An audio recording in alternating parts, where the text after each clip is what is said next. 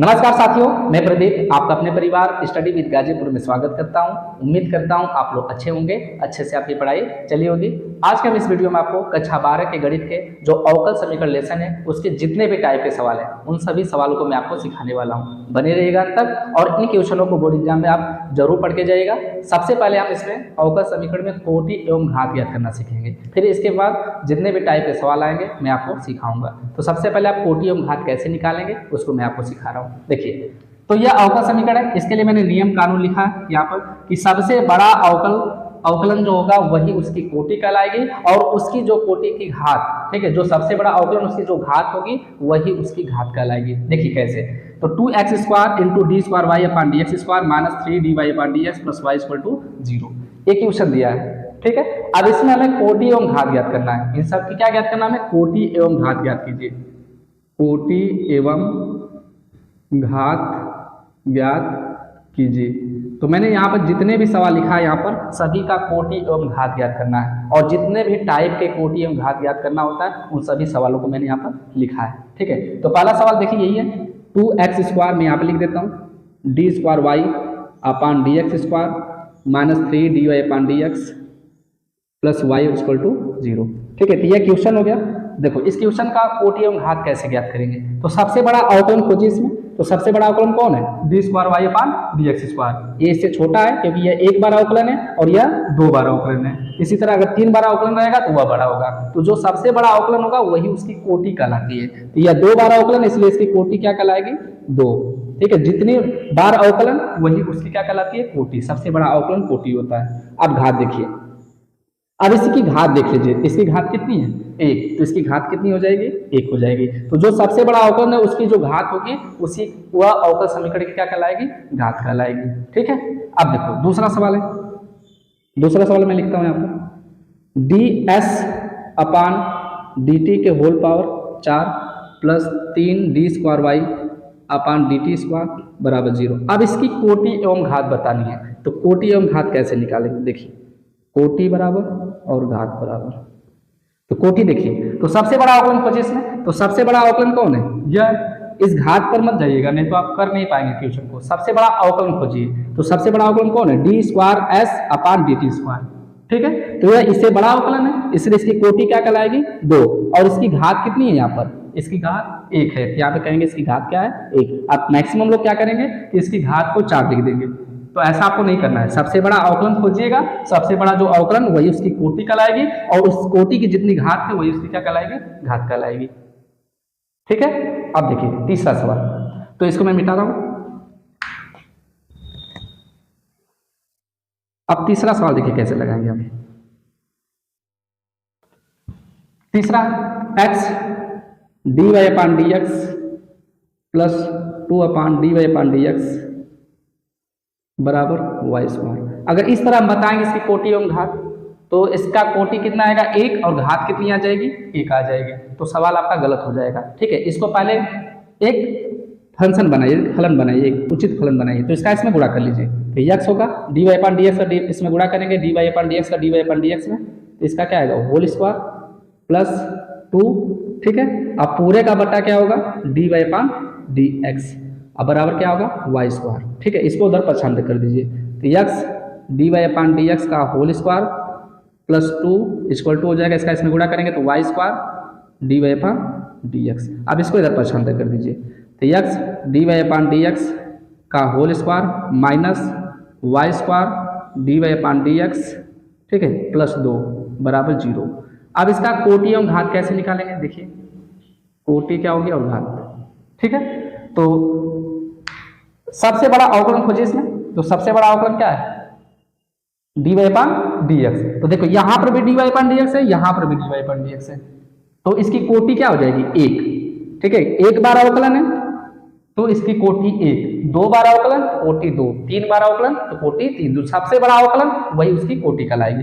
अब ये तो dy अपान डी एक्स, यहाँ पर 1 घात है और यहाँ पर 2 घात है। ध्यान दीजिएगा, यहाँ पर 2 घात है और यहाँ पर 1 घात है। तो देखिए सेम कोटि है, तो सेम जब कोटि रहेगा तो इसकी जो सबसे बड़ी घात होगी वही उसकी घात कहलाएगी, ठीक है। तो देखिए ये दोनों सेम है लेकिन इसकी जो बड़ी घात है ये इसकी क्या कहलाएगी? इसकी घात कहलाएगी।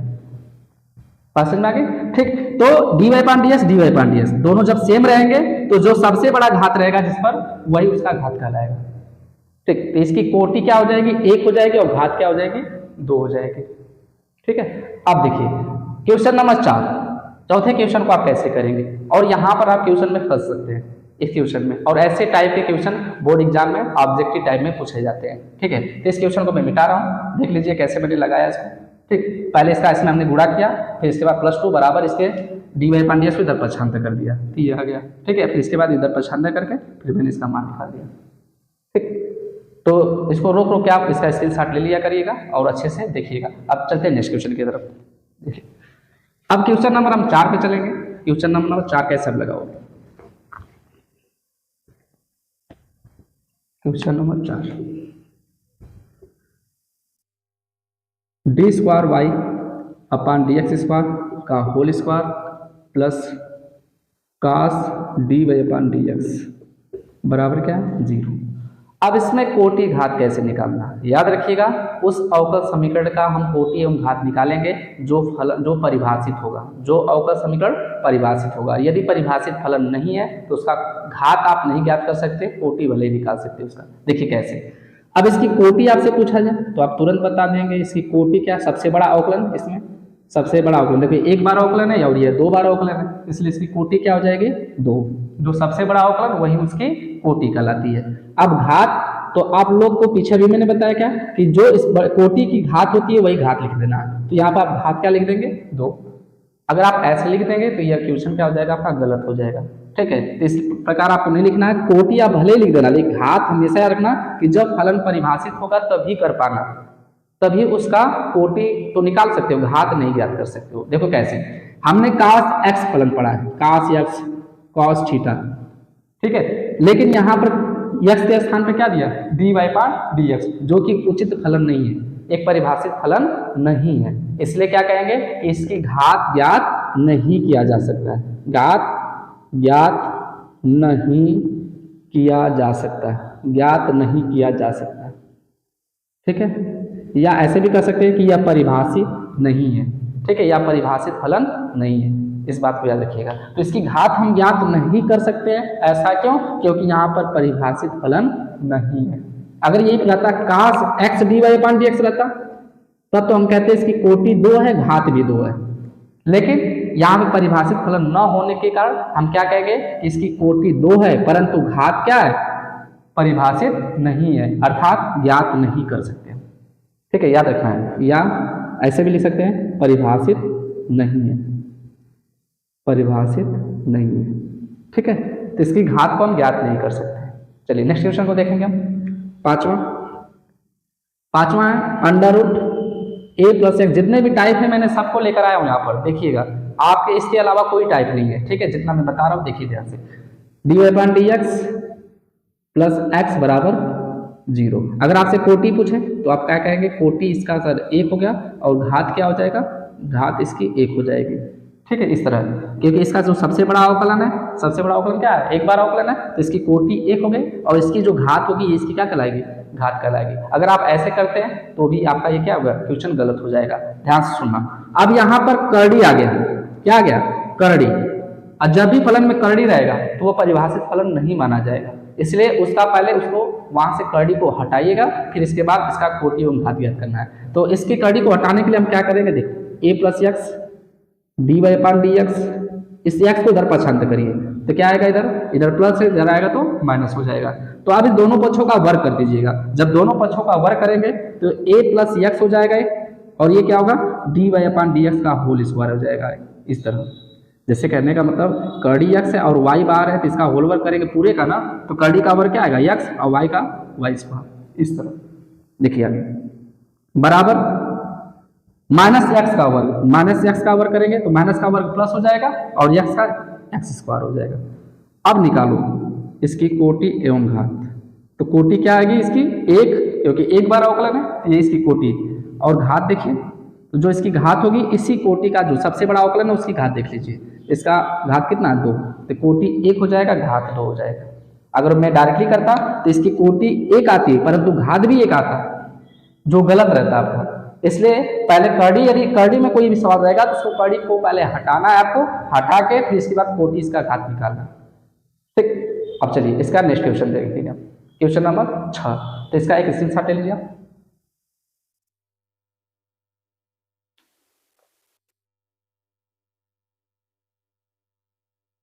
हो गया, अब इसको मिटा रहे हैं। बस इसको आप याद रखेंगे, जो सबसे बड़ा अवकलन उसकी वही कोटि होगी, और जो सबसे बड़े अवकलन, जो सबसे बड़े अवकलन का घात होगा वही उसकी घात कहलाएगी। ठीक है, नेक्स्ट डी स्क्वायर वाई बटे डी एक्स स्क्वायर इसके पावर 3 घात है, प्लस डी वाई अपान डी एक्स का होल स्क्वायर है, प्लस साइन डी वाई अपान डी एक्स है, अब बराबर सॉरी प्लस है 1 है बराबर 0 है। अब देखिए इसकी कोटि हम घात कैसे निकालेंगे, आप समझ गए होंगे कि इसकी कोटि क्या होगी और घात क्या होगी। तो देखिए यहाँ पे साइन एक्स ना देके क्या दिया है, डी वाई अपान डी एक्स, तो ये फलन परिभाषित नहीं है, तो इसका घात जो होगा उसको ज्ञात नहीं किया जा सकता है। तो कोटि क्या होगा इसका, तो कोटि जो सबसे बड़ा अवकलन खोज लीजिए, इसमें सबसे बड़ा अवकलन क्या है, डी स्क्वायर वाई अपान डी एक्स स्क्वायर, जो सबसे बड़ा अवकलन, ये इसकी क्या होगी कोटि। लेकिन इसकी घात मत देखिएगा, घात आपको तभी देखना है जब फलन परिभाषित होगा। तो इसकी घात क्या होगी, क्योंकि यहाँ पे फलन परिभाषित नहीं है, देखिए इसलिए आप कहेंगे परिभाषित नहीं है, परिभाषित नहीं है, घात परिभाषित नहीं है, अर्थात इसके घात को आप ज्ञात नहीं कर सकते हैं, इस बात को याद रखिएगा। ठीक, तो कोटि 2 हो गई, जो सबसे बड़ा अवकलन इसकी कोटि हो गई, और घात परिभाषित नहीं है क्योंकि ये फलन परिभाषित नहीं है। ठीक, नेक्स्ट क्वेश्चन देखेंगे, डी के power 4y upon D X to the power 4 plus sine, देखिए y ट्रिपल डैश बराबर 0। y ट्रिपल डैश का मतलब क्या होता है, मैं यहाँ पे लिखता हूँ डी के power 4y upon D X to the power 4 plus sine. ठीक है, y पर जितना बार डैश रहेगा उसका अर्थ होता है उतनी बार अवकलन। ठीक है, यदि y पे एक डैश है इसका मतलब डी वाई अपान डी एक्स, यदि y पे डबल डैश है इसका मतलब डी स्क्वायर वाई अपान डी एक्स स्क्वायर, 2 बार अवकलन, यदि y पे 3 डैश है तो इसका मतलब 3 बार अवकलन। ठीक है, अगर y पे 4 डैश है तो 4 बार अवकलन, यहाँ पे 3 डैश है इसलिए हम क्या कहेंगे 3 बार अवकलन इसका।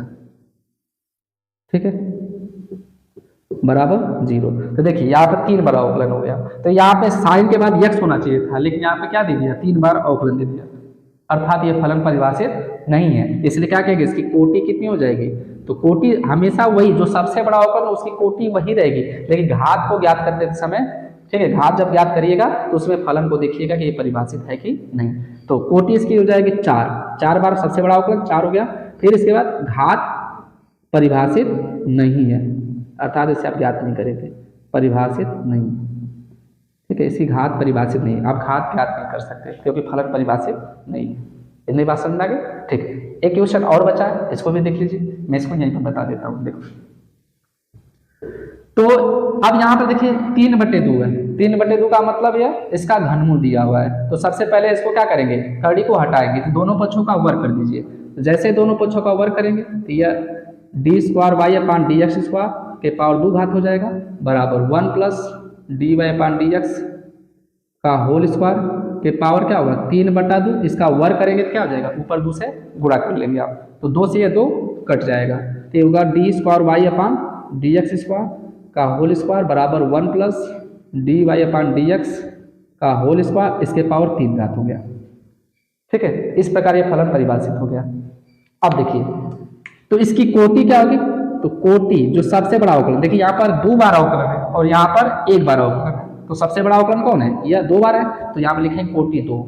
और मैंने कहा था कि जो सबसे बड़ा अवकलन है उसी की घात को देखना आपको, तो इसकी घात क्या है 2, तो यहाँ पर लिखना घात क्या हो जाएगा इसका 2, तो कोटि 2 और घात कितना हो जाएगा 2 हो जाएगा। इस प्रकार कोटि और घात ज्ञात किया जाता है। ठीक है, उम्मीद करता हूँ कि कोटि और घात जो है आप किसी भी क्वेश्चन का निकाल सकते हैं। ठीक, और जितने भी टाइप है मैंने बताया आपको, इतने ही टाइप है आपके कोटि और घात ज्ञात करने के। ठीक है, तो इसका एक स्क्रीनशॉट ले लीजिए। इसके बाद